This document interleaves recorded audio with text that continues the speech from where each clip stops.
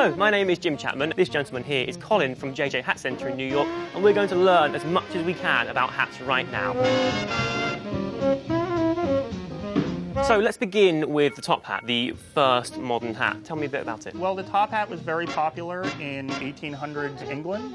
It passed over to the United States definitely as well. You see that with Lincoln's famous stovepipe hat.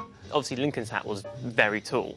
Is there kind of like a correlation between how tall your hat is to kind of how cool or affluent you are? No, not necessarily. Top hats at the time tended to be extremely tall. A good foot over the head was not abnormal. There were even top hats that you could actually wear to the opera, and when you took it off, you could flatten the top hat and simply put it in your pocket. At the end, you snap it back out, and there's your top hat again. I love it. So next up, let's talk about the bowler hat. How did that come around? The bowler hat was originally designed as a hat for gamekeepers who needed to be able to ride an estate and not knock their top hats off. So it's interesting how it's not just a fashion accessory. It kind of evolved from the top hat to make it more useful for what they're actually used for. Absolutely, and a lot of the time with hats, function sort of precedes fashion. In this case, though, the bowler became the most popular hat in the entire world. Oh, wow. It was worn by everyone from butchers to businessmen, bankers. People think of the cowboy hat as the hat that won the West, but the bowler was by far the most popular hat in the American West. Interesting. Next up, the Stetson, which is, of course, the iconic cowboy hat. How did that happen? So John B. Stetson went west looking for gold. Didn't really find any.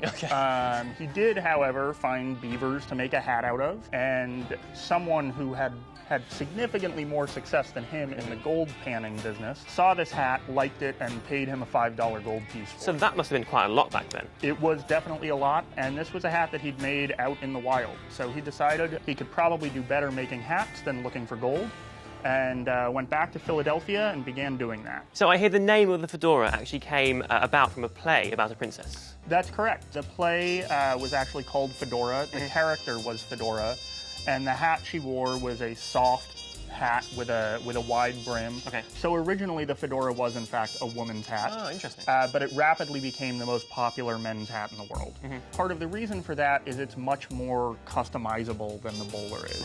It's soft. And originally, what you would get when you went into a store for a fedora is a hat that looked something like this. Round top, brim, and that's all you really had. And then at the store, the salesperson would shape it for you. So you could have him put just a center dent with some creases in it. You could have him put more of a teardrop shape in, so it was flat there. Basically, whatever it was you were looking for, you could have your hat shaped that way. So that is the end of this video. Thank you very much for watching, and of course thank you to Colin and JJ Hat Centre for lending us what felt like millions of hats for the History of Hat videos we filmed. Make sure you check out other hat-related content on GQ, and of course don't forget to subscribe to GQ and myself.